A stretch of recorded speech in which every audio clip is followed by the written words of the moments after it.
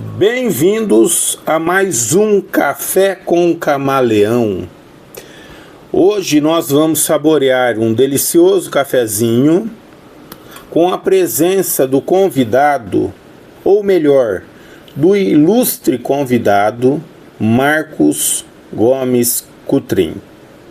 Vocês verão que Marcos Gomes Cutrim poderá contribuir muito, nos passará vários ensinamentos a respeito da educação financeira. Mas quem é Marcos Gomes Cutrim? Vamos ao currículo de Marcos Gomes Cutrim. Carioca de nascimento e criado no Acre. Viveu 33 anos na Amazônia. É graduado em Direito pela Universidade Federal do Acre, com pós-graduação em Direito e Processo do Trabalho. É procurador do Ministério Público do Trabalho em São Paulo, com mais de 20 anos de atuação na Justiça Federal e no Ministério Público da União. Especialista em mercado financeiro, possui certificação da Ambima e MBA em investimentos pelo IBMEC. É escritor de livros sobre direito e finanças pessoais, onde alia a expertise jurídica e financeira em suas obras. Investidor há mais de 13 anos.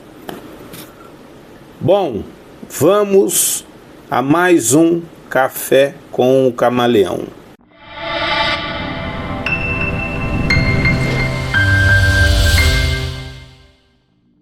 Bem-vindos a mais um Café com o Camaleão.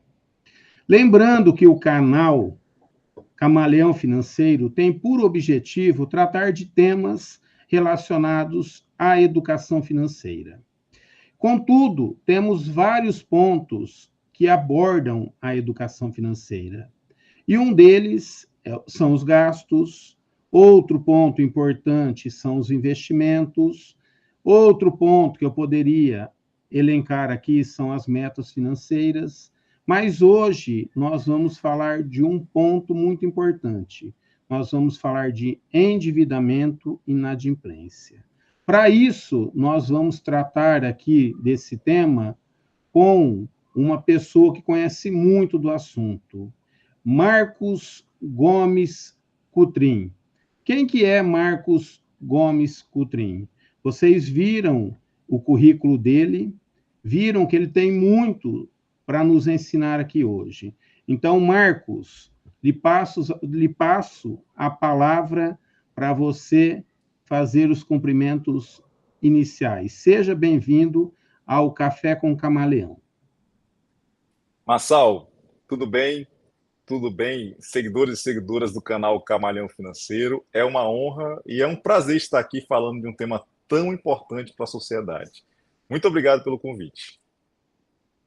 Marcos, a gente gosta muito de conhecer as pessoas que nos vêm a brilhantar aqui com o conhecimento. Então, a gente queria saber quem é Marcos Gomes Cutrim.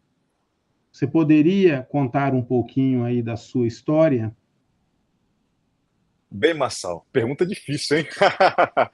Brincadeira, Marçal.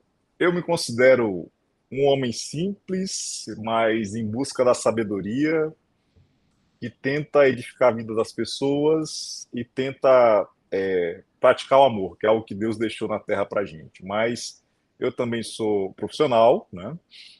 Atualmente eu sou procurador do Ministério Público do Trabalho aqui em São Paulo. Sou casado, tenho 2 filhas, uma já adulta e uma a caminho, casado com a Adriana Cutrim. Estou no serviço público há 20 anos, fiz boa parte da minha carreira na Amazônia, morei 33 anos na Amazônia, fui criado em Rio Branco, no Acre. Minha família materna é da fronteira do Amazonas com Acre, minha família paterna é do Maranhão. E passei boa parte da minha vida entre Acre, Rondônia, Amazonas, Roraima, hoje São Paulo.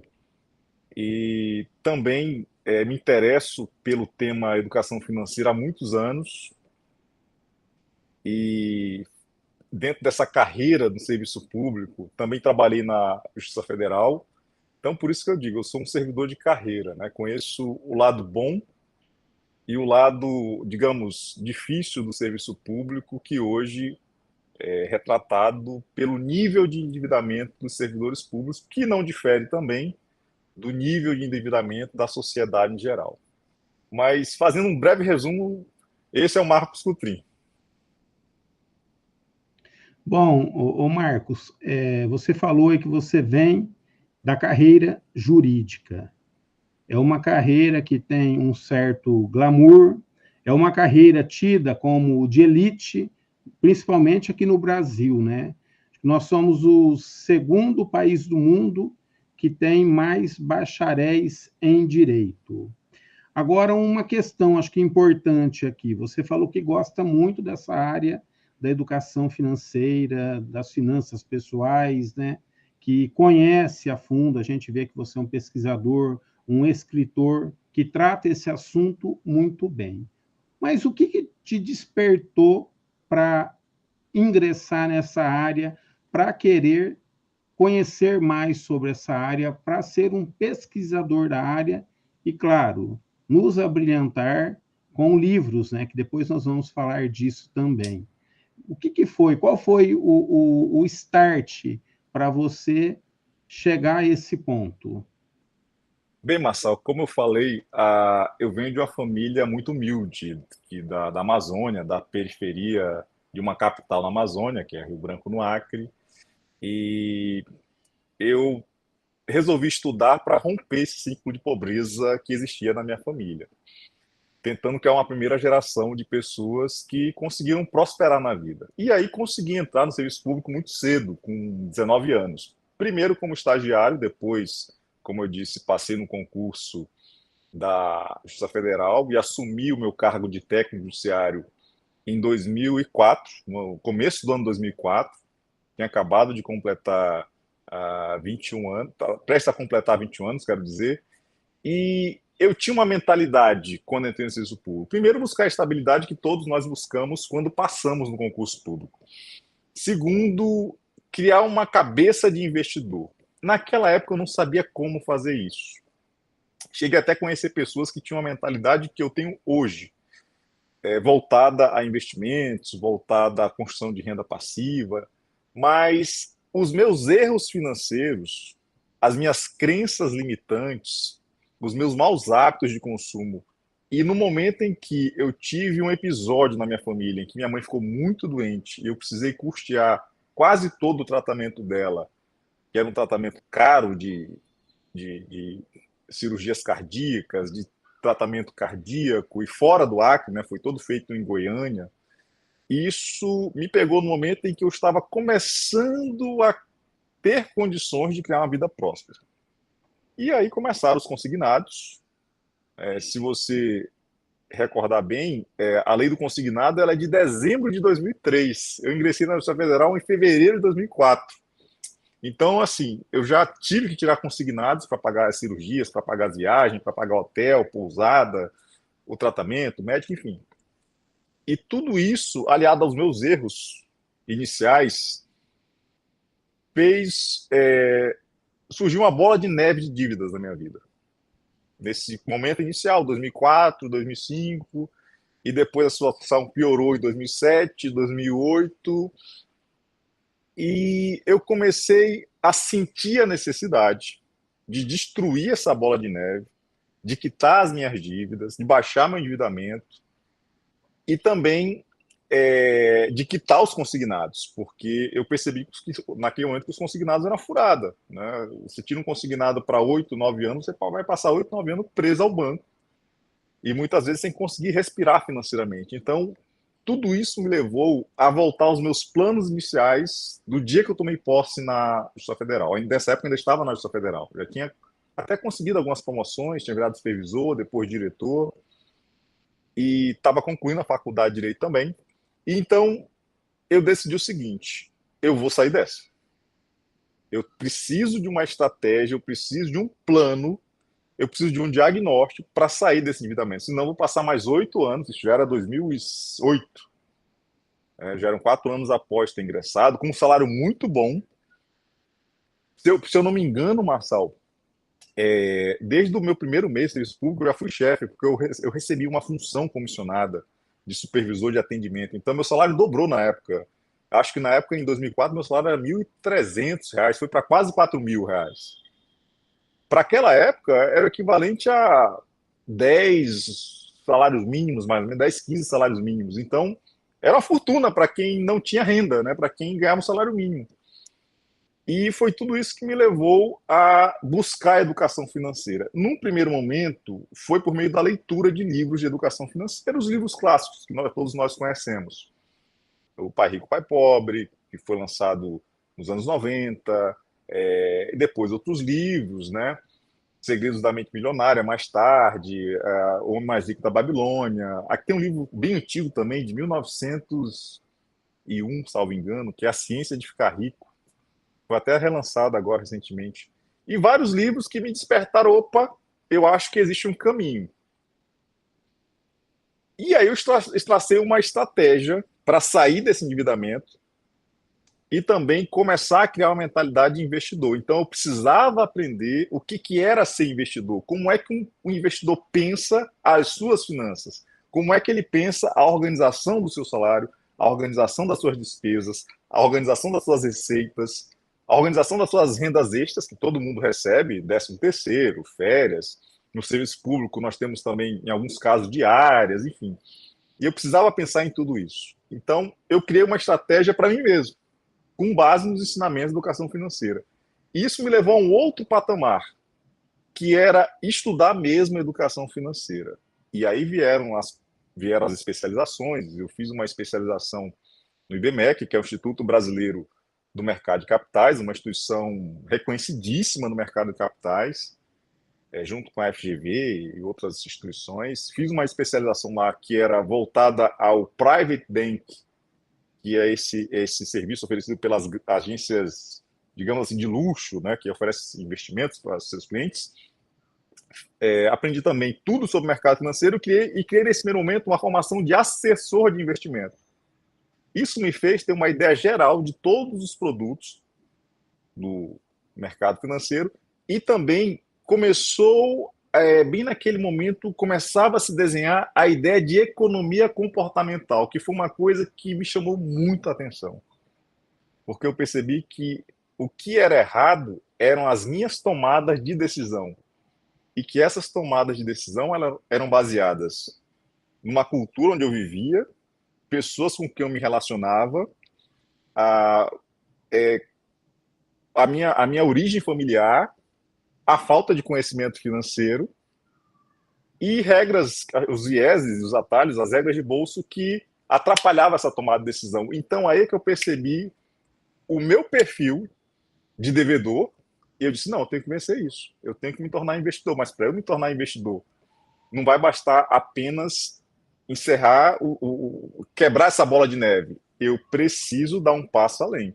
Eu preciso ter uma mentalidade de investidor, saber como faz sobrar dinheiro e como faz esse dinheiro se tornar mais dinheiro ou renda passiva para eu poder viver bem e não viver endividado. Isso você conta no Adeus Empréstimos.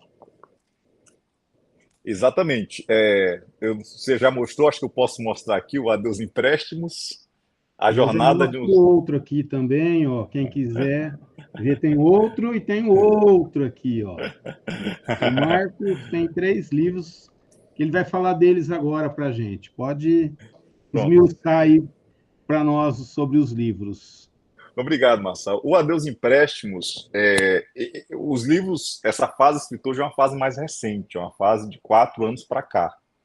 Né? Ali, um pouquinho antes da pandemia, eu já estava preparado para escrever, já vinha escrevendo, e um livro foi levando a outro. O Adeus Empréstimo, ele já é um livro mais inicial, porque eu conto essa jornada que eu sintetizei aqui no vídeo, na nossa live. Eu conto como eu fiz para sair das dívidas, o que de fato eu fiz, ali tudo é verdade, e como eu me tornei hoje uma pessoa investidora, um servidor público investidor. E o Adeus Empréstimo, ele me levou também a... Eu já dei alguns cursos de educação financeira e serviço público. Inclusive, quando eu trabalhava em Manaus, eu dei um curso para os servidores do Ministério Público do Trabalho, lá para os procuradores e procuradoras, enfim. E foi muito legal. E o curso que eu dei me surgiu a ideia de, com os relatos, com as experiências, escrever o Servidor Rico, o Servidor Pobre, que aí já é um livro mais completo. É um livro que é o Diga Adeus aos Consignados e Torne-se Investidor. Ele já é um livro que a gente vai trabalhar os problemas, as causas do endividamento no serviço público. Eu falo serviço público, mas serve para qualquer pessoa que esteja sofrendo com endividamento, mas traga um pouco da realidade do serviço público, dos consignados, enfim, e ensino um passo a passo para se entender o mercado financeiro, os principais produtos, as vantagens, as desvantagens, e no final eu digo o que eu faço na prática com as minhas finanças, como eu tenho construído a minha aposentadoria, pensando daqui a 20 anos, é mais ou menos a perspectiva de aposentadoria, né, que eu tenho. Então eu ensino isso para os servidores públicos. Um livro numa linguagem muito simples, sem economês, sem juridiquês, né? E eu acho que o Servidor Rico hoje é o meu livro mais completo. O Não Importa o Quanto Você Ganha já é um livro que ele é uma obra de ficção retratada no serviço público. É um livro que ele foi um momento de inspiração que eu tive. Estava terminando de escrever o Servidor Rico, aí surgiu essa ideia de escrever um livro à parte, com dois personagens, que é o juiz Marré e a promotora federal Diva, e na última semana de trabalho dela na comarca, eles vão ter conversas sobre a vida, sobre bons hábitos, e nisso entra também a educação financeira e os investimentos. E ela vai contar muita coisa para ele vai se abrir com ela também. Né? Então, assim, digamos que se fosse uma obra literária, seria um conto, né? Já que ele é curtinho, são 100, cento e poucas páginas, 150 páginas mais ou menos, uma leitura fluida. Esses são os 3 livros de educação financeira que culminam, né, que vem com esse processo final, né, de se tornar um investidor e de poder falar para as pessoas, principalmente o servidor público, a servidora pública, uma categoria com mais de 11 milhões de pessoas no Brasil, Massal, no serviço público municipal, estadual, federal, militar, nos 3 poderes, nas autarquias, fundações públicas, e poder falar para esses milhões de pessoas que o caminho para o servidor público é ter educação financeira. Então, esses livros, essa fase escritora é mais recente, ela vem da maturidade em lidar com esse tema. Inclusive, eu li, eu aconselho, principalmente o servidor público, ler. Esse aqui eu recebi, Marcos, essa semana. Sabe? O meu amigo Marcos Cotrim me mandou, até autografado, e eu estou ansioso aqui para ler ele. Ah, que legal. Mas uma coisa que você falou, uma palavra importante aí, maturidade. Você ganha uma maturidade rápido. E é interessante que você falou muito de leitura, que buscou isso, né, sozinho. Teve alguém que te inspirou ou você pura e simplesmente falou, eu vou romper, porque você fala que vem de uma família humilde, eu não quero passar necessidade no futuro, eu quero dar essa virada de chave. Como que foi esse processo de chegar a essa maturidade? E hoje, né, ter a maturidade de escrever livros. O que você acabou, a ferramenta que você acabou sendo ajudado, hoje você ajuda pessoas.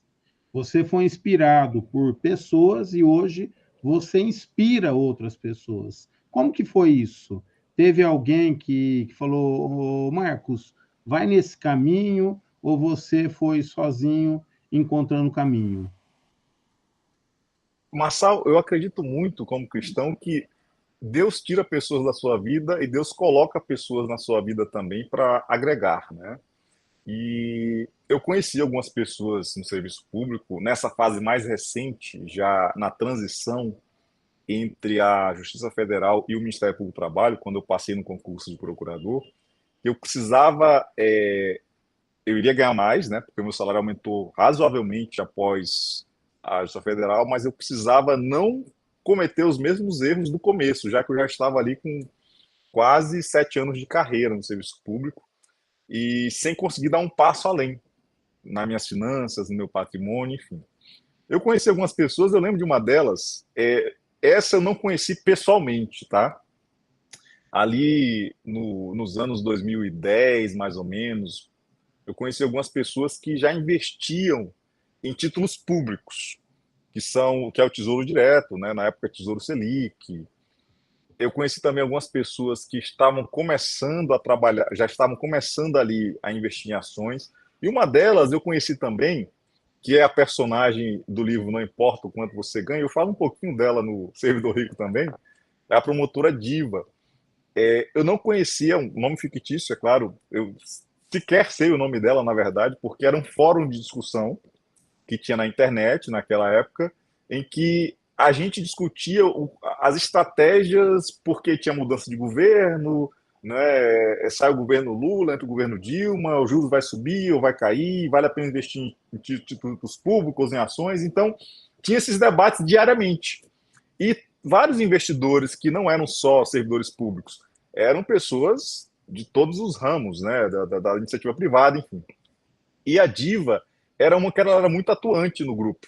Ela falava muito da do que ela vinha fazendo. Ela falou assim muito genericamente, né, sem se identificar, que ela também tinha entrado como técnica do Poder Judiciário, mais ou menos na mesma época que eu entrei, e que ela tinha um jeito de pensar as finanças. Na verdade, ela usava um método que hoje é bem conhecido, que é o 50-30-20. Ela gastava 50% do salário com as despesas fixas essenciais para sobreviver, alimentação, energia, enfim, transporte, saúde. 30% envolvia aí, basicamente lazer e outras despesas, e 20% era investimento. E ela foi uma das primeiras pessoas com quem eu aprendi a ideia de reserva de emergência. Não é? E a gente nem usava esse nome ainda, já uma reserva para imprevisto, uma reserva, né, para alguma coisa. Não tinha esse nome de reserva de emergência, foi mais popularizado agora com as redes sociais. E um belo dia ela falou também que ela tinha se tornado promotora e ela fez o caminho contrário dos colegas dela de Ministério Público. No lugar de ela comprar uma picape, porque ia trabalhar no interior, ia ficar se movimentando entre as cidades, ela manteve o padrão de vida e aumentou os investimentos. Enquanto os colegas dela, serviço público, aumentaram o padrão de vida, começaram a viajar mais, né? Aí compra uma roupinha mais cara, né? Começa a financiar porque o salário é maior, e ela fez o movimento contrário. E foi justamente isso que me despertou bem. Se um dia eu também mudar de carreira, mudar para uma profissão que me remunere mais, eu tenho que seguir esse caminho. Então, ela foi uma das pessoas que primeiro me deu esse choque. Depois, eu posso, já 2011, ali mais ou menos, eu gosto muito do Baster, Marçal. O Baster, ele tem um canal antigo, ele tem um vídeo chamado Por que você não vai ser rico? Ele fala uns palavrões lá e tal, ele é muito sincero com você, ele fala, assim, dos seus erros. Na verdade, ele fala de economia comportamental, não sei se de propósito, talvez assim, intuitivamente. E ele tem vídeos bem antigos no YouTube, de 2011, 2012, que falam disso. E eu comecei a assistir aquilo, comecei a me interessar pelo YouTube, e comecei a ver aqueles vídeos como, caramba, é isso, eu tenho que fazer isso. Ele está me dizendo que eu tenho que baixar o padrão de vida, eu tenho que gastar menos do que eu ganho, eu tenho que investir esse dinheiro, não posso ficar caindo nesses golpes, nessas pirâmides. E tudo isso me inspirou a caramba. Eu acho que eu preciso não só ficar lendo livros, eu preciso dar um passo além. Eu quero estudar a educação financeira, eu quero estudar a economia, eu quero entender como é que funciona a moeda, eu quero entender a taxa de juros, eu quero entender a inflação, eu quero entender todo esse movimento que existe na economia e o reflexo disso na nossa vida, para que eu possa investir com segurança e ter autonomia nisso, porque é uma coisa que eu percebo, e aqui é uma crítica, tá, Marçal, ao sistema financeiro, muitos assessores de investimentos oferecem produtos que não condizem com o seu perfil de investidor. Produtos que não lhe trazem, no nosso caso, servidores públicos, não trazem renda passiva. Produtos que não causam o efeito dos juros compostos no tempo, que é o mais importante para o investidor. É submeter tudo que você economiza, tudo que você investe, à fórmula dos juros compostos, para que ao longo do tempo esse dinheiro se potencialize. Então eu disse, não, eu acho que eu preciso ter autonomia nisso. E aí veio a ideia de estudar com firmeza educação financeira, e estudando educação financeira, veio a segurança também para escrever, né? Porque tem que ser meio cara de pau para escrever, né, Marcelo? Brincadeiras à parte. Você tem que escrever sobre educação financeira é muito bom.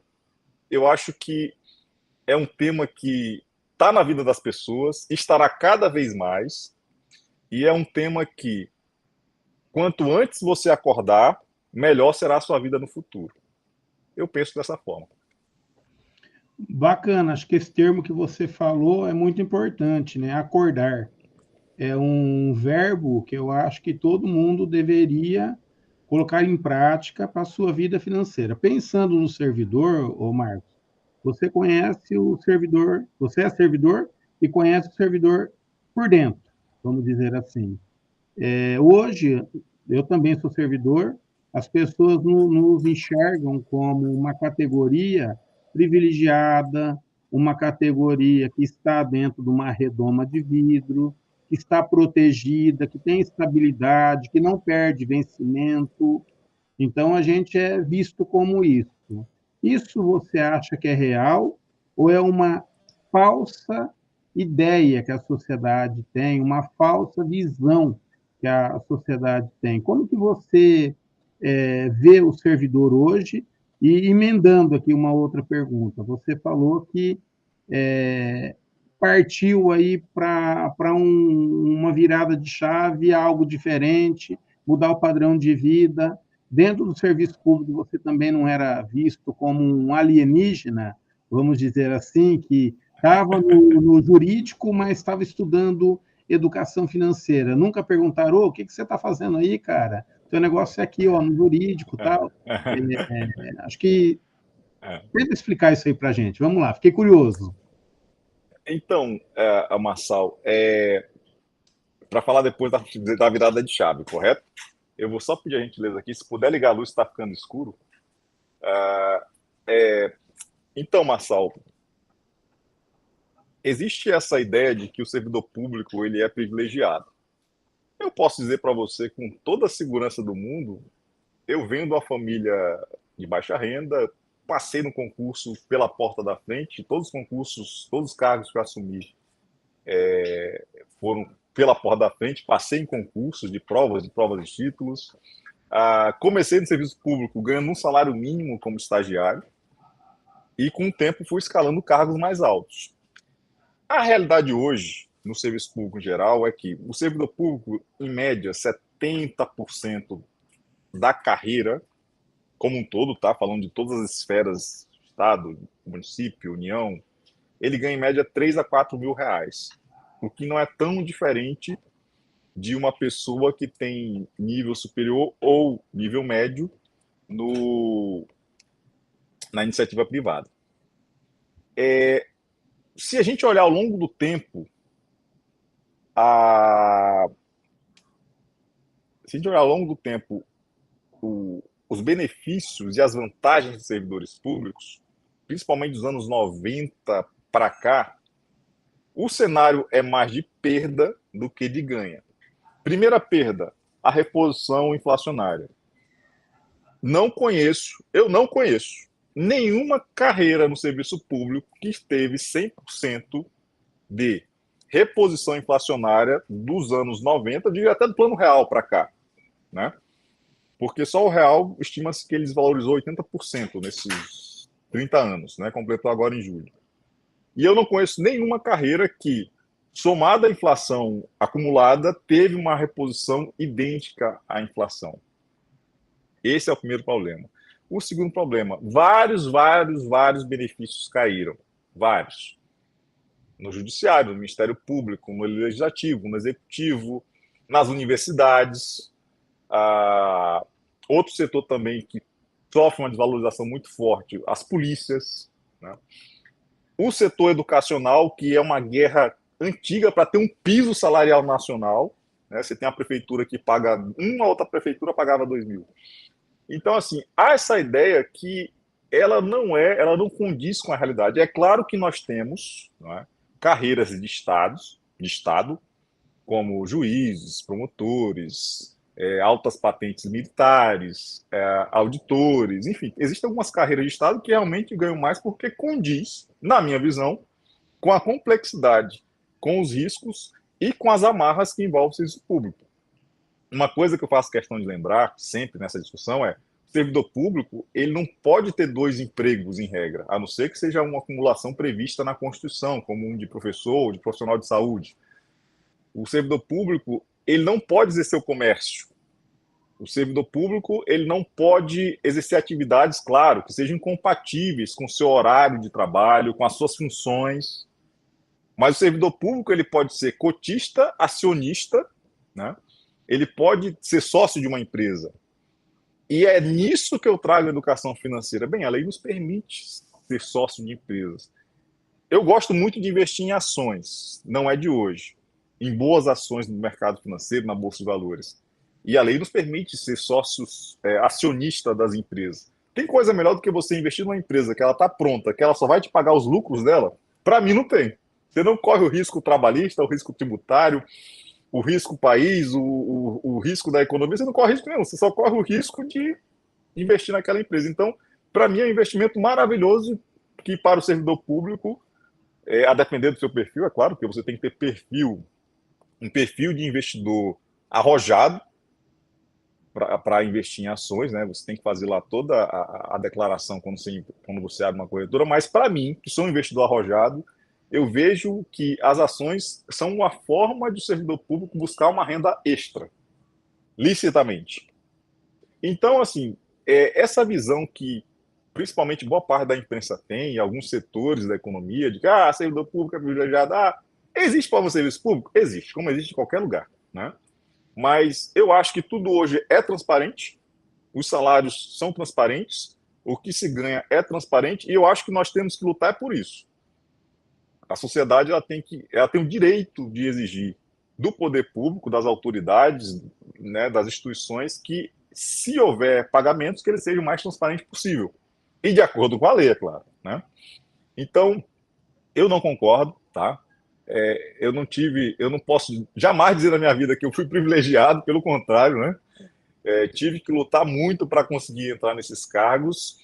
E também os trabalhos são difíceis, né? Se você olhar hoje o trabalho de um policial no Rio de Janeiro, imagina a dificuldade que é para o cara sair de casa, enfrentar o crime organizado. O trabalho nas regiões de fronteira, que você conhece bem, né? De enfrentamento às organizações criminosas. Um trabalho excepcional que foi feito na pandemia, do Sistema Único de Saúde, que acolheu milhões de brasileiros que sofreram com Covid. Então, assim, as pessoas só veem um lado bom das coisas e criam narrativas em volta disso, né? Mas o serviço público é um serviço difícil, como outros, né? Que alguns cargos se remuneram bem, mas a grande maioria dos cargos não se remunera bem. Isso são dados estatísticos, tem um instituto chamado Instituto República, que traz esses dados das folhas de salário, comparando qual é o valor médio do servidor público no Brasil. E volto a dizer, o salário, tanto os altos salários como os salários mais baixos não diferem de outros países que têm uma economia parecida com a do Brasil, né? Então, eu realmente não vejo problema, sem qualquer corporativismo, sem qualquer defesa gratuita, né, da categoria, eu não vejo problema hoje, né? E digo mais, temos que investir em transparência cada vez mais. Para que esses casos que aparecem, fulano ganhou não sei quantos mil reais por mês, o fulano ganhou não sei quantos milhões de reais, isso daí tem que ser combatido, tem que ser combatido, tem que ser investigado, e a sociedade tem o direito de saber. Por quê? Né? Qual a lei que embasa isso? Né? A outra pergunta, a virada de chave, né? Bem, como é que um cara da área jurídica, ele olha para a economia? Se a gente parar para pensar, Marçal, o direito e a economia são ciências que elas se interpenetram, né? Elas têm muitos pontos de interseção.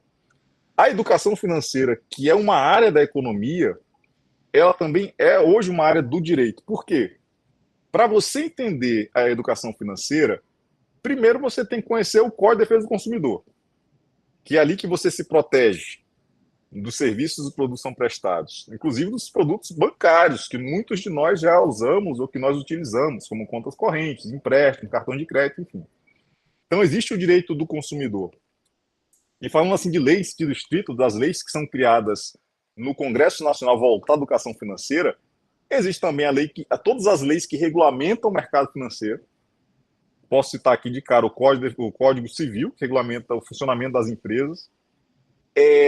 Uma série de códigos que existem nas associações, como, por exemplo, na Ambima, que é a Associação Brasileira das Entidades dos Mercados de Capitais e Mercado Financeiro, que tem uma série de códigos, código de conduta, código de investimento.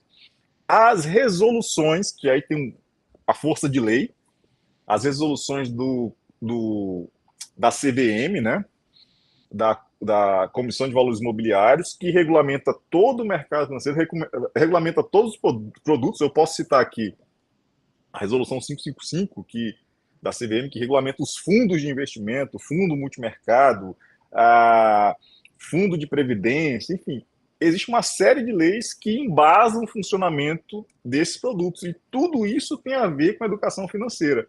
Cito uma lei aqui muito recente, e aqui eu trago mais um ponto que eu acho que é um ponto crítico que a gente tem que parar para pensar, principalmente no serviço público. A lei do superendividamento. É a lei 14.181 de 2021, que dispõe sobre a prevenção e o tratamento do consumidor, seja ele servidor público ou não, superendividado. E aí surge mais uma questão. Nós tivemos em 2003, em dezembro de 2023, como eu falei para você, a criação da lei dos empréstimos consignados, que lá previa o pagamento de 30%, a possibilidade de você fazer um financiamento e consignar a parcela desse financiamento no seu contra-cheque, até 30% do seu salário. De lá para cá, essa percentagem ela só cresceu, hoje ela chega a 45% do salário. Inclusive, existe hoje uma figura que eu vou dizer assim, terrível, né? Para não usar uma outra expressão, que é o cartão de crédito consignado. Você tira um cartão e você paga a fatura com juros no seu contra-cheque. Isso é um absurdo, isso é um crime contra o consumidor. E a gente tem visto essas coisas acontecendo. Teve essa lei do consignado 2003, e em 2021 foi necessária uma outra lei, que é a Lei de Prevenção e Tratamento ao Superendividamento. Por quê? Porque muitas pessoas estão superendividadas, ou estavam superendividadas em 2021. Por quê? Porque vinham buscando empréstimos consignados desde 2003. Olha que ponto nós chegamos. Uma lei para conter os efeitos da lei anterior. Uma lei que prevê o consignado a 30%, hoje 45%, e uma outra lei que diz, não, mas peraí, mas esse camarada aqui, ele não pode ter descontado, esse servidor público aqui, essa servidora pública, essa professora, esse policial, ela não pode ter o contra-cheque dela em 45%, senão ela vai passar fome. Então, o direito ele tem tudo a ver com a educação financeira. A educação financeira, desculpa, ela é uma área de interseção entre várias ciências, né? A ciência econômica, né? A economia, a ciência jurídica, o direito. Eu traria também, acho que é um tema que nós vamos falar aqui ainda, a saúde mental, a medicina, os impactos do consumidor endividado, do servidor público e da servidora pública endividado na economia, no ambiente de trabalho, na vida dessas pessoas, enfim. Então, foi por isso que essa área me despertou, porque ela não me tirou do direito, pelo contrário, ela me permite andar em duas áreas que elas são interseccionadas, que elas se encontram. A gente dá até para lembrar, né, o Marcos, do CAD, Conselho O CAD, Administrativa de Defesa Econômica, dá para lembrar exatamente. dos PROCONs, de maneira geral. Então, tem muita correlação mesmo, né? E lembrando que a parte mais sensível do corpo humano é o bolso. Na hora que ele Exatamente. aperta, a gente vai até o direito. A gente corre Exatamente. atrás do direito, para o direito nos socorrer. Então, Exatamente. a ligação está aí, né? Mas Os legal, juizados, gostei. os juizados especiais que também recebem essas ações de consumidores o tempo todo, eu mesmo já juizei várias ações envolvendo direito do consumidor em meu nome próprio, né? Questões que me envolviam, né? Pessoais e tal, com bancos, enfim, com operadoras de crédito, com companhias aéreas. Então, tudo isso está relacionado. Bacana. Um outro ponto sensível que eu acho que a gente tem que tratar aqui é previdência social. Nós Previdência social. tivemos muitas reformas aí, né? Eu digo muitas não no sentido de quantidade, e sim como ela vai atingir a todos. E aqui eu coloco o servidor público como, entre aspas, a bola da vez. Por quê? Porque até um certo tempo atrás, ele recebia, né, como Mas, aposentadoria, o salário integral.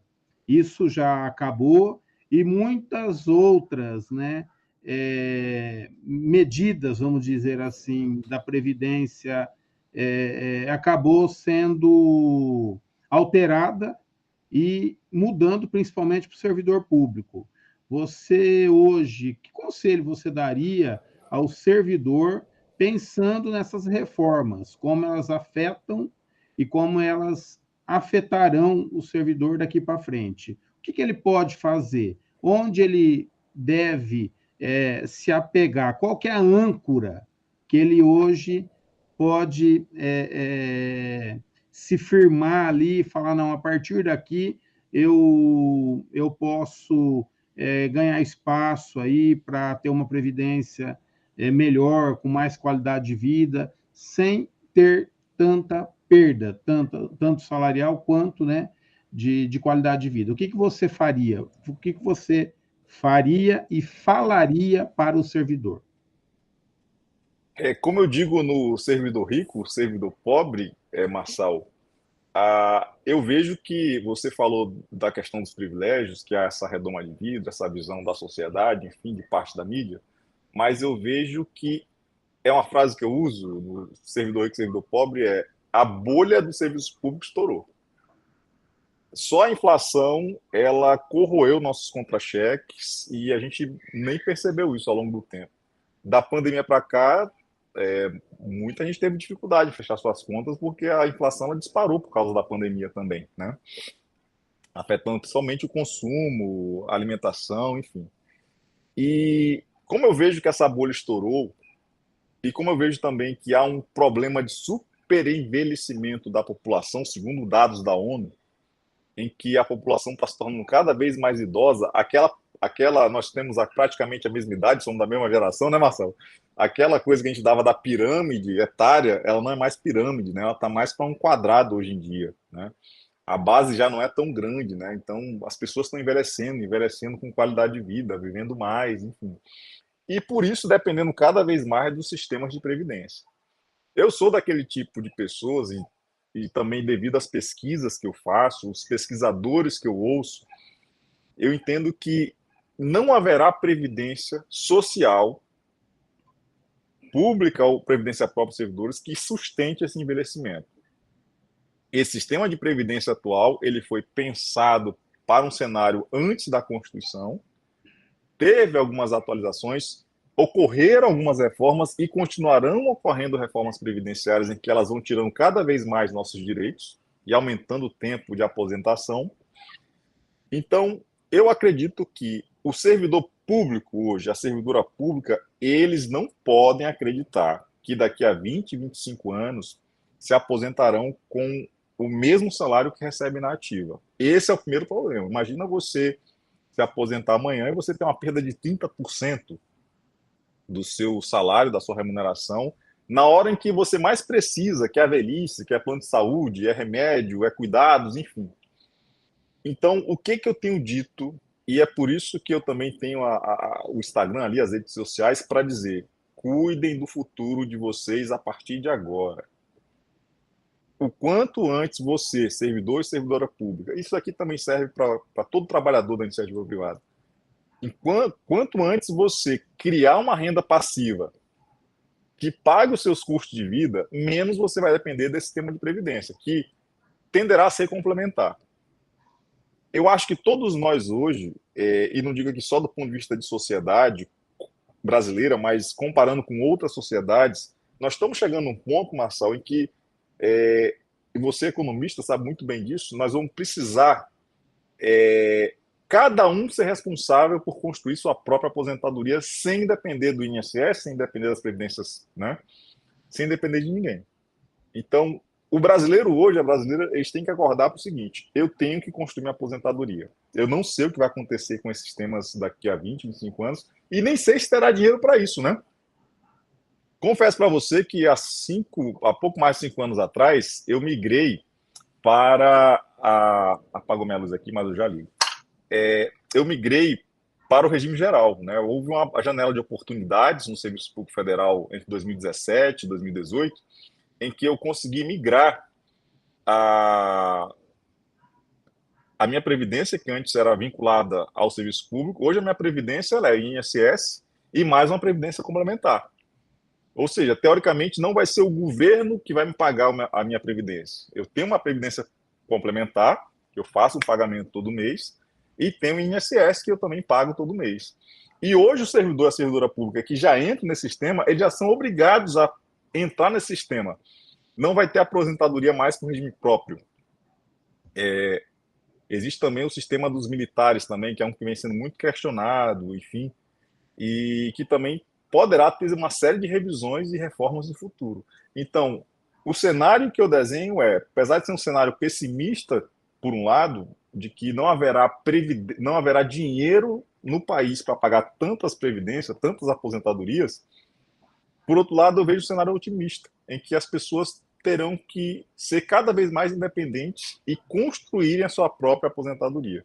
Então é isso que eu vejo hoje. Eu acho que eu consegui despertar muito cedo para isso e acho que tenho tentado passar essa mensagem para as pessoas, principalmente no serviço público, né? Olha, vamos baixar esse endividamento e vamos pensar no futuro. Se não, é aquela frase que eu uso: você vai se aposentar falido. Eu vou aproveitar aqui, o Marcos, o título do seu livro. Tá aqui, gente. Servidor rico, servidor pobre. Diga adeus aos consignados e torne-se investidor. Isso aqui já poderia ser o começo disso tudo? Vamos deixar esses consignados para lá e vamos investir. Eu costumo brincar, mas falando sério. Acorde de manhã, olhe no espelho e diga: eu sou um recebedor de juros. Eu não sou um pagador de juros. Quando você começar a sentir isso de verdade, o quanto é bom ser um recebedor de juros, você está com a cabecinha lá no travesseiro e o dinheiro está trabalhando para você, né? Você pegou aquela notinha, colocou uma roupinha nela e falou: filhão, vamos trabalhar para mim. E o dinheirinho vai trabalhar para você ao longo do tempo, o poder do juro composto. Então, essa frase tua aqui, repito: diga adeus aos consignados e torne-se um investidor. É o começo de tudo? Massal, eu acredito que é o começo de tudo, sim. Porque você falou uma coisa que eu penso igual a você. Acho que a gente tem que acordar todo dia, abandonando o time dos endividados e passando para o time dos investidores. Porque não existe mágica nessa equação.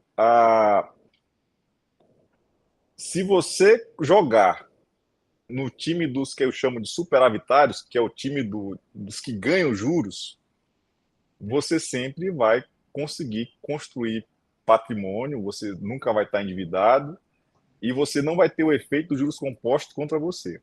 Agora, se você joga no time dos deficitários, quem é o deficitário? É o servidor público, a servidora pública, ou o trabalhador da iniciativa privada que tem empréstimos, que paga juros, que paga cartão de crédito parcelado, que paga boleto atrasado, que tem uma vida desorganizada. Essas pessoas, elas estão usando a fórmula do juro composto contra ela. Uma fórmula matemática que ela é comprovada, né? ela está usando a fórmula do juro composto contra ela. Então, você dar adeus aos consignados significa parar de aumentar o seu padrão de vida, antecipando coisas que você pode esperar, principalmente em relação ao consumo, adequar esse padrão de vida a uma realidade que é a sua realidade, sem olhar para a grama verde do vizinho, sem olhar para a garagem do colega de trabalho, sem olhar para as roupas e para a bolsa da colega, assim, bem, qual é a minha realidade, né? Qual é a minha capacidade financeira? É até aqui? Então pronto. Ontem eu até postei que o melhor carro, né, todo mundo gosta de carro, carro é a paixão do brasileiro também. O melhor carro é aquele carro, o melhor carro para você é aquele carro que você pode pagar à vista. Não adianta você comprar um Honda Civic ou um Corolla se esse carro vai ser mais dono de você do que você dono dele. Se esse carro vai ser mais dono do seu dinheiro, das suas finanças, do que você dono do carro.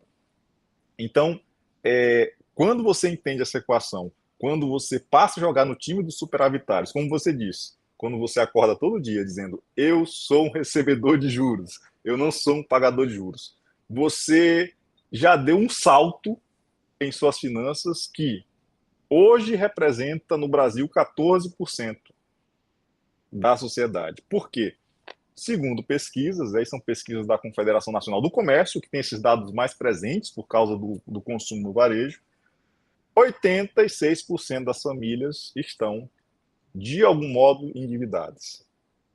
Temos outros problemas também, eu vi até hoje aqui, Marçal, eu estou até aberto aqui, eu tinha acabado de olhar antes da nossa live, que era uma pesquisa da Febraban sobre esse fenômeno recente das bets.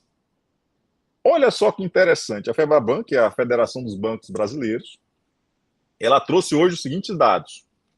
Esse setor de apostas que está consumindo a renda do trabalhador brasileiro, inclusive de servidores e servidoras públicas, movimentou só em 2023 de 60 a 100 bilhões de reais. Esse setor de aposta das bets e joguinhos, enfim, atingiu 25 milhões de brasileiros que fizeram algum tipo de aposta. E, se a gente for comparar com a Bolsa de Valores, a Bolsa hoje deve ter entre 5 a 6 milhões de investidores. Investe em busca de receber juros.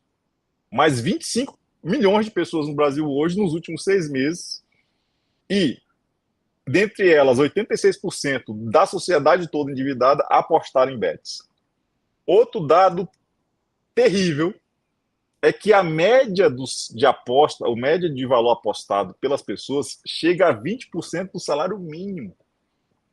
Nós estamos falando aí de praticamente quase 300, 400 reais de aposta todo mês. E, pelo menos, em 2023, 14% da população fez uma aposta online. E vale lembrar aqui, já que a gente está falando de educação financeira, aposta, gente, não é investimento. Pirâmide financeira não é investimento. Tudo que tira dinheiro do seu bolso e não coloca dinheiro no seu bolso não é investimento. O que não gera juros, o que não está sob o efeito da teoria dos juros compostos, o que não lhe paga dividendos, não lhe paga juros sobre o capital próprio, não é aposta. Então, o brasileiro precisa acordar para isso. Há essa ilusão de que você vai acertar uma tacada na vida e vai mudar a sua vida, vai conseguir apostar 200, vai virar 400, você vai pagar a parcela do carro. Isso é uma ilusão. Então, o brasileiro precisa acordar para isso também. Ele precisa proteger mais o dinheiro dele e evitar essa ganância dos golpistas que estão se aproveitando de uma população que não tem educação financeira. Ao mesmo tempo, e aqui vem um ponto crítico, Marçal, o setor financeiro, o setor bancário, não é? As corretoras de investimentos, elas precisam também olhar para esse público, ensinar esse público qual é o melhor caminho, tirando um pouco desse conflito de interesse e mostrando para o brasileiro que, olha, você pode pegar essa aposta aqui e comprar uma ação, por exemplo. É muito menos arriscado, você concorda comigo? Você pode pegar essa aposta aqui e comprar um título público para você, mas é preciso que se ofereçam produtos de investimentos de qualidade, para que as pessoas consigam mudar o seu padrão de vida e a gente tem uma sociedade cada vez mais próspera, economicamente mais próspera. Então, eu acho, Marcel, que você está certíssimo na sua frase, no seu mantra matinal. Quanto antes você, servidor ou servidora pública, ou um trabalhador de iniciativa privada, você acordar que você precisa entrar no time dos superavitários, no time de quem recebe juros, aí sim você está do lado dos vencedores. O Marcos, você tocou num ponto importante. Até eu fiz um vídeo aqui para o canal sobre os tigrinhos da vida aí, né? É assustador. Tem pessoa que perdeu o salário em 15 minutos. E aí muitos falam: ah, eu não consigo investir, não sobra. Não vai sobrar mesmo. Se você não direcionar, nunca vai sobrar. Então você tem que direcionar uma parte da sua renda, claro. Ah, eu não consigo fazer as 3 refeições no dia. Como que eu vou investir? Não vou falar para o cara comer meio ovo no almoço, meio ovo na janta e investir o resto. Não, não é isso. Agora, tem uma parte considerável da população que poderia, sim, ao invés de jogar no Tigrinho, no Velho do Rio, sei lá o nome dessas jogatinas aí, colocar lá, compra um fundo imobiliário, compra uma ação, né? Coloca um pouquinho no tesouro. Eu gravei o vídeo, eu fiz uns cálculos lá no final do vídeo para as pessoas verem, né? E claro, direcionar o pensamento para o longo prazo. Não ficar pensando na coisa instantânea. Coisa instantânea não existe, gente. Isso aí, até para nascer, a gente demorou 9 meses. Por que eu quero tudo para ontem? Vamos ter um pouquinho mais de paciência e olhar lá na frente, né? Se planejar, e isso é o ideal. Mas vamos voltar aqui ao nosso bate-papo. Agora eu vou usar o título do seu segundo livro. Não, terceiro, né? O segundo foi Terceiro livro. o terceiro livro. Não importa o quanto você ganha. Marcos, você deve ter conhecido pessoas que tinham um alto salário, estavam endividadas, e outros que tinham um salário mais modesto e já tinham esse perfil de investidor. E aí, é real? O título do livro aqui faz todo sentido?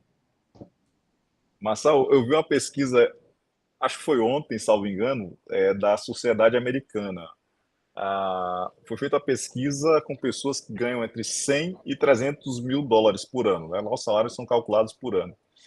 E não difere muito da realidade brasileira. Né? As pessoas, a pesquisa o americano que ganha entre 100 e 300 mil dólares, que é um americano de classe média, ele vive de salário em salário. Ele não vive com reservas. E não importa quanto você ganha, para mim é uma das melhores teorias que existe, porque quando o problema é falta de educação financeira, não adianta você ganhar mais dinheiro, não adianta você ser promovido na sua empresa, não adianta você receber uma função, um carro comissionado, você vai continuar tendo os mesmos problemas, mas pior, numa dimensão muito maior, porque você vai ter mais dinheiro, você vai continuar com seus maus hábitos, você vai continuar tomando decisões de consumo erradas e você vai continuar metendo os pés pelas mãos. Então, o não importa o quanto você ganha, ele vem disso, né? De pessoas que eu conheci, eu vou citar como exemplo, eu tive um professor, não vou citar nomes, um professor que era magistrado, e ele dizia na sala de aula, né, que ele ganhava 10 mil reais na época, né? O salário do juiz naquela época, da faculdade, e ele disse que o limite dele no banco era de 20 mil reais. E ele gastava os 10 mil reais do salário e todo mês ele gastava os 20 mil reais do limite. E aí vivia numa bola de neve que eu nem sei como é que deve estar hoje, que eu perdi contato com ele. Então, para você ver, um juiz, que é um dos salários que é possível viver bem, ter uma condição de vida muito boa, provavelmente hoje seja uma pessoa endividada ou esteja, não é, tentando controlar esse ciclo do endividamento. Mas eu também conheci uma história, essa é uma história real, eu trabalhei com um terceirizado, vamos chamar ele de João, né? E o João, ele era um cara que ele ganhava um salário mínimo. E nessa época que eu trabalhava, né, lá na justiça, ele chegou um belo dia, nós tínhamos a mesma idade, ele chegou e falou: olha, esse final de semana eu vou comprar minha moto, minha CG 125, emplacada com PVA pago, zerada. Esse, tá, mas como é que tu conseguiu financiar essa moto se tu ganha um salário mínimo? Não, cara, eu comprei à vista. Esse, cara, eu perguntei, como é que você comprou à vista se você ganha um salário mínimo? Cara, é muito simples. Eu trabalho aqui há 3 anos, eu recebo, do que eu recebo, eu moro com meu pai e minha mãe, que também são pessoas simples, a gente tem tem um padrão de vida muito simples, nada nos falta, nós não passamos necessidades, e eu aprendi com meus pais que eu tenho que guardar 30%.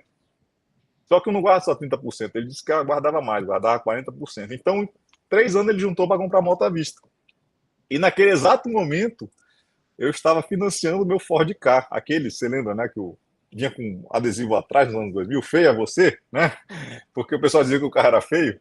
Eu financei um Ford Ka daquele em 48 meses, uma parcela que comprometeu 20% do meu salário, né, na época, e aí vieram aqueles problemas todos que eu narrei aqui no começo do vídeo.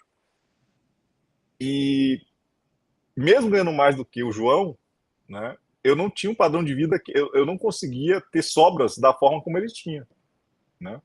E o João depois ele aprendeu um pouco também, a gente conversava, ele aprendeu a investir em algumas coisas, tal, e hoje ele está muito bem. Hoje eu ainda tenho um contato com ele, sabe? Então não importa, se o problema para quem é endividado não é dinheiro. O problema para quem é super endividado na verdade eu digo que só existe um santo remédio para quem tem vive esse ciclo de endividamento, essa gangorra. Somente uma boa dose de reeducação financeira. Aprender a tomar boas decisões, aprender a controlar o padrão de consumo, construir bons hábitos. E quando eu falo de bons hábitos, Marçal, é impressionante o quanto, quando as minhas finanças estão controladas, o quanto eu estou disposto a fazer atividade física, o quanto eu rendo mais no meu trabalho, o quanto eu sou mais agradável com as pessoas ao meu redor. Então, assim, são vários hábitos que têm tudo a ver com a educação financeira e que a educação financeira também proporciona em outras áreas da nossa vida.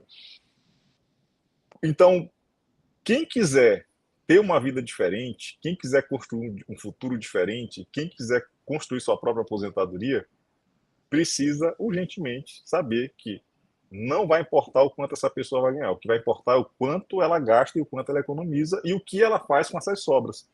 Por isso que no livro Servidor Rico eu trago essa teoria também do mercado financeiro para a pessoa entender, olha, tá, eu consegui poupar meu dinheiro, consegui economizar nas despesas, sobre o que eu faço agora? É nesse o que eu faço agora que entra também a educação financeira. Você tem que entender pelo menos o básico do mercado financeiro. Aqueles produtos que têm a ver com seus objetivos de vida e com seu perfil de investidor.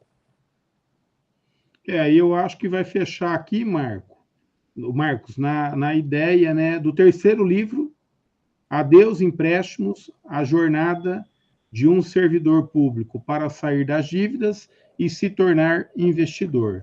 Porque é o título do livro, mas que também diz muito, né? Aqui é uma transformação, porque quando você fala em tornar investidor, já envolve justamente isso que você acabou de falar, né? Conhecer um pouco mais a educação financeira como um todo. Investir, gente, investir em livros, investir em informação, investir em conhecimento.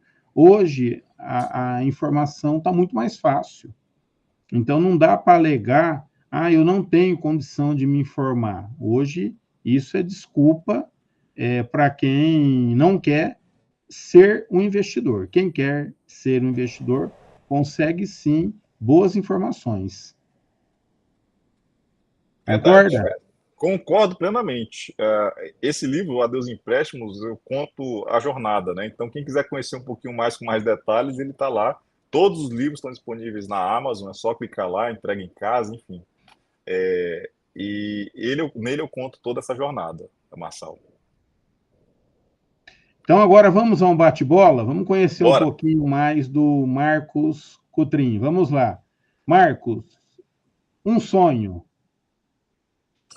Marçal, um sonho. Ah, eu acho que eu já realizei muita coisa na minha vida, no campo pessoal, profissional. familiar e patrimonial também, posso dizer, mas eu acho que um sonho já foi realizado. O meu sonho era não ter dívidas e não ter consignado. Acho que esse sonho ele foi realizado. Então, um sonho, continuar não tendo dívidas. Um canal de YouTube. Ah, aí ficou fácil, Marçal. Camaleão Financeiro, do meu amigo Marçal Riso. Sigam Oh, ele meu aqui. Deus, estou emocionado aqui depois Olha aí, dessa, hein? olha aí. Sigam ele, ó. Um filme. Marçal, um filme. Sempre que alguém me pergunta um filme, me vem à cabeça a trilogia Antes do Amanhecer. É um filme que eu assisti nos anos 90, são três filmes, na verdade. Um foi lançado em 95, outro em 2004, outro em 2013. É com o ator Ethan Hawke e aquela atriz Julie, acho que é Delpy o nome dela.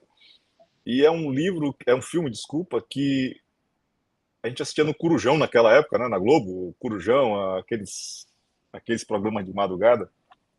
E é um filme que eu já assisti várias vezes, porque ele despertou em mim o meu lado, digamos, o meu lado romântico, né? O meu lado do homem romântico e do homem que quer escrever um dia queria escrever um livro ou querer escrever livros. Então, ele me despertou para esse lado da escrita, e me despertou também esse lado romântico nos relacionamentos, né?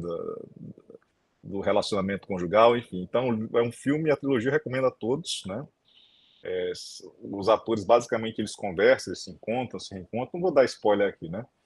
E você encontra facilmente nos streams, sabe? Mas a trilogia eu já assisti várias vezes, sabe? Como que é? Repete, por favor.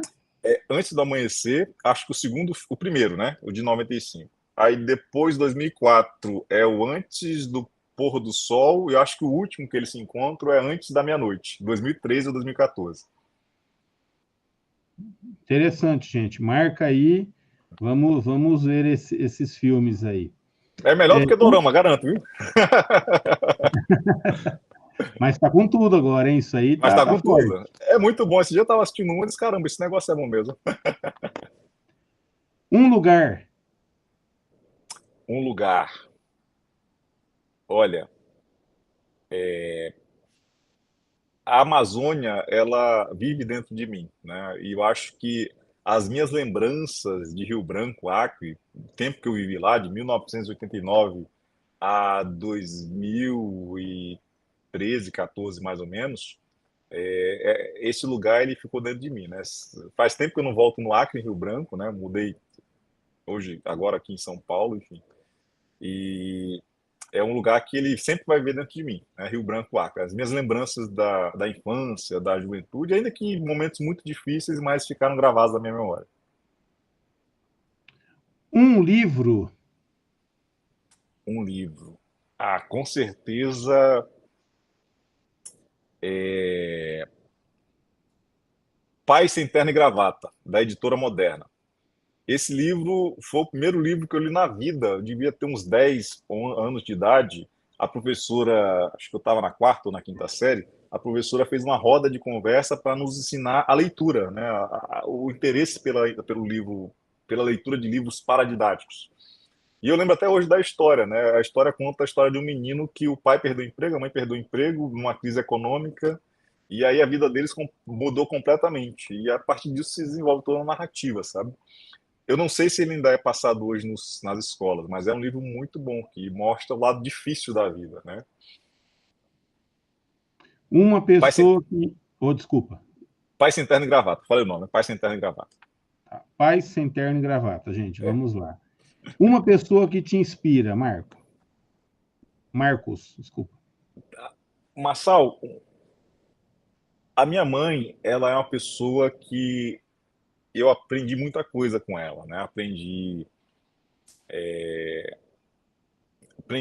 a ser resiliente, né? Minha mãe, ela tem 81 anos, ela é diabética, ela fez 3 cirurgias cardíacas, graças a Deus ainda está viva, tem uma vontade absurda de viver. É uma pessoa assim que eu nunca vi acamada. A única vez que eu vi acamada foi nas cirurgias cardíacas. Nunca foi de faltar ao trabalho, nunca foi de reclamar da vida. Teve uma infância difícil, teve uma vida muito difícil. E ela está sempre achando que vai dar tudo bem, que tudo vai acontecer bem, sempre com otimismo. E ela também tem, a minha esposa fala que ela tem um dom do amor, né? É aquela pessoa que você chega perto e você se sente bem, você se sente acolhido, né? Mesmo que ela não fale nada.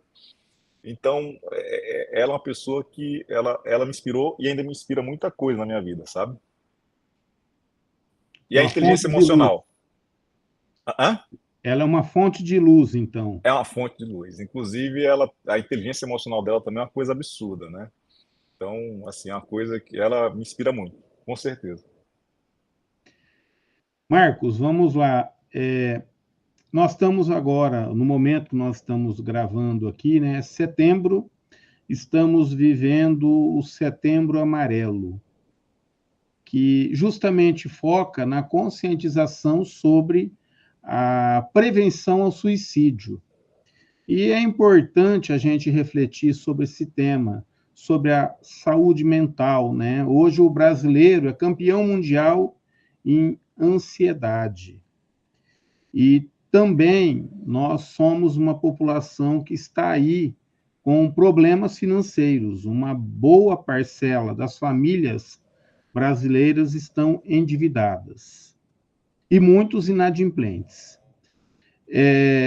A gente tem que levar um pouquinho mais aqui a sério que o endividamento, a inadimplência, mexe com a saúde mental das pessoas. As pessoas muitas vezes adoecem em razão a problemas financeiros.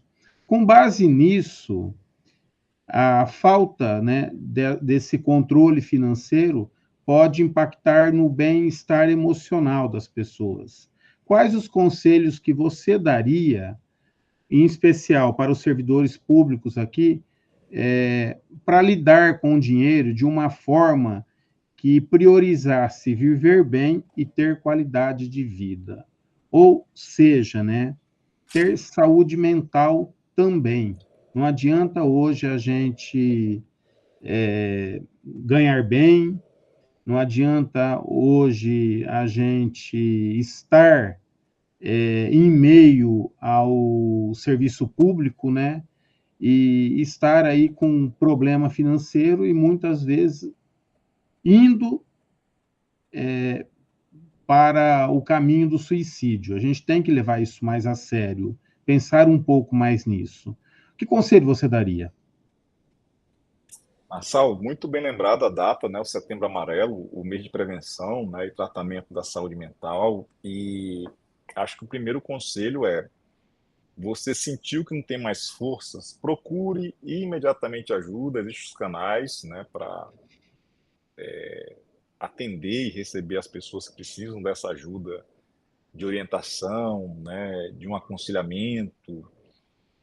Procure no seu próprio órgão também, que hoje os órgãos têm trabalhado isso, né, inclusive com psicólogos e psiquiatras, para ajudar essas pessoas a encontrarem saídas. Esse é o primeiro conselho. Sentiu que está muito difícil, procura ajuda. Não se fecha, não, né, tenta achar alguém que possa lhe ajudar. O segundo conselho é: você pode procurar, numa situação de superendividamento, você lembrou muito bem, Marçal, no começo do vídeo, os PROCONs. Os PROCONs têm centros de atendimento ao consumidor superendividado, servidor público ou não, qualquer pessoa, e ele é capaz de criar, ajudar você a criar um plano de ação para você tentar voltar a respirar financeiramente, poder quitar suas dívidas durante o plano, reunir todas elas e tentar mitigar esse problema, né? Mas eu acredito que só isso não basta. Quem tem muitos problemas financeiros, e como você muito bem ressaltou, é uma grande parte da população, servidor público ou não, é preciso trabalhar a educação financeira. Nós temos que trabalhar a educação financeira no serviço público, temos que trabalhar a educação financeira nas escolas, nas faculdades, e aquilo que eu disse para você também agora há pouco, que as instituições financeiras têm que trabalhar isso perante os consumidores, né? O Brasil é um país de juros muito altos, né? O sistema financeiro, nós investidores ganhamos muito, muito dinheiro com os juros que são pagos, mas é preciso conscientizar as pessoas também a tomarem melhores decisões e praticarem melhores hábitos de consumo. Então, o conselho que eu dou é esse. E, claro, né, nesse processo de autoconhecimento, né, buscar achar alguma forma de ter uma mentalidade diferente. Eu não gosto muito dessa coisa de mindset e tal, mas eu acredito muito que uma mentalidade certa, né, uma cabeça que esteja saudável, que esteja bem tratada, bem trabalhada, e que ela consiga também olhar as coisas não do ponto de vista imediatista, mas numa perspectiva de longo prazo, sabendo que a vida não acontece da noite para o dia, a vida ela acontece nos anos, nas décadas, e tentar regular um padrão de vida com base nisso, com certeza ela não vai mais entrar nesse ciclo de endividamento que as pessoas entram. Nós poderíamos ter uma sociedade muito mais próspera, uma sociedade muito menos miserável, se nós trabalhássemos também a educação financeira, principalmente com as pessoas mais pobres, que, como nós temos visto, têm sofrido com os golpes, com as pirâmides, com os jogos de tigrinho, com as bets, né, colocando, metendo os pés pela mão com um dinheiro que às vezes nem tem, né? Ensinar as pessoas a terem sempre uma reservinha, seja qual for, a gente fala de 3, 6 meses, 2 meses, mas enfim, seja qual for, para uma emergência, ela poder usar aquilo ali, né? Sempre ter essa reservinha. Buscar também entender como é que funciona o mercado financeiro. Esse ano foram pagos bilhões e bilhões de dividendos, né? E o que que você tem feito, você, o seguidor que está nos vendo? Você tem recebido esse dinheiro? Você tem recebido esse juros? Por que que você ainda não despertou para isso? Uma coisa que você, basta ter um aplicativo, um dinheirinho, você ganha, né, um jurozinhos, e você pega esse jurozinho e compra mais produtos e que vai gerar mais jurozinhos e vai alimentando isso como se fosse uma galinha dos ovos de ouro, né?